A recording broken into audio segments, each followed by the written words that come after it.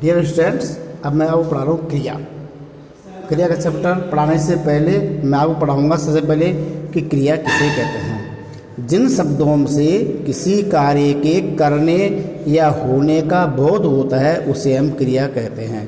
करने या होने का बोध होता है, जैसे खाना, पीना, उठना, बैठना, जगना, सोना, लड़ना, यह सब क्या है? क्रियाएं हैं। अतः इनसे कार्य का करना या होना पाया जा रहा है, इसलिए हम इसे क्रिया कहते हैं। अब क्रिया के भेद, सबसे पहले क्रिया के भेद दो प्रकार से होते हैं। क्रिया के भेद एक तो अपने होते हैं क्रम के आधार पर, और दूसरा होता है रचना के आधार पर।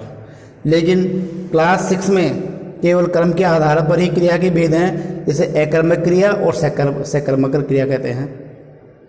अब अकर्मक क्रिया किसे कहते हैं? जिस क्रिया का फल कर्म पर नहीं पड़ता है उसे हम अकर्मक क्रिया कहते हैं, और जिस क्रिया का फल कर्म पर पड़ता है उसे हम सकर्मक क्रिया कहते हैं। फिर ठीक इसी प्रकार से इनके आपके क्वेश्चन आंसर दिए हुए हैं। एक क्वेश्चन आंसर के निशान लगा के मैं भी आपको व्हाट्सएप द्वारा भेज रहा हूँ, आज या कल भेज दूंगा। फिर क्वेश्चन नंबर 6, निम्न वाक्यों में से क्रिया छांटो लिखो।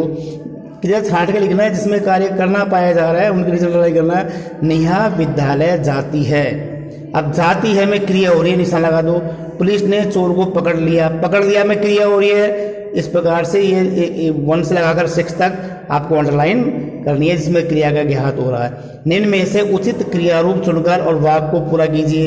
इस वाक्य को पूरा कीजिए। बिल्ली रास्ता, ऊपर से देखो क्या है, ऊपर जैसे काट गई तो काट के लिए ऊपर देख करके और एक स्थानों की पूर्ति आपको करनी है। ये आपका क्या हुआ क्रिया का चैप्टर। लेकिन इस क्रिया के चैप्टर को मैं और थोड़ा आगे पढ़ाना चाहूँगा आगे के स्टैंडर्ड के आधार पर।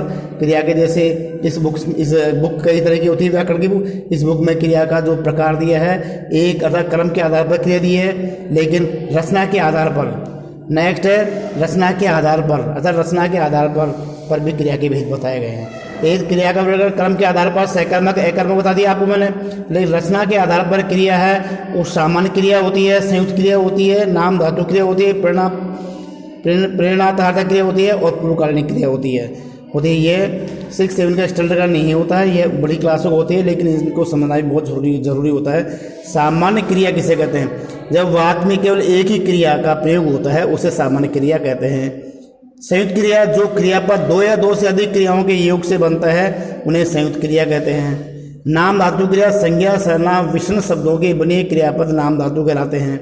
और प्रेरणार्थक क्रिया, जब कर्ता स्वयं काम न करके दूसरों को कार्य करने की प्रेरणा देता है तो उस क्रिया को हम प्रेरणार्थक क्रिया कहते हैं। यह आपने। और पूर्वकालिक क्रिया, जब किसी वाक्य में एक ही क्रिया समाप्त होने के बाद दूसरी क्रिया प्रारंभ हो जाती है तो पहले होने वाली क्रिया को हम पूर्वकालिक क्रिया, जो पहले होगी उसे हम क्या कहते हैं? पूर्वकालिक क्रिया कहते हैं। अब आपको इस जो चैप्टर है क्रिया है, इस क्रिया के हमको क्वेश्चन आंसर हैं, मैं आपको नेक्स्ट टाइम भेजूंगा।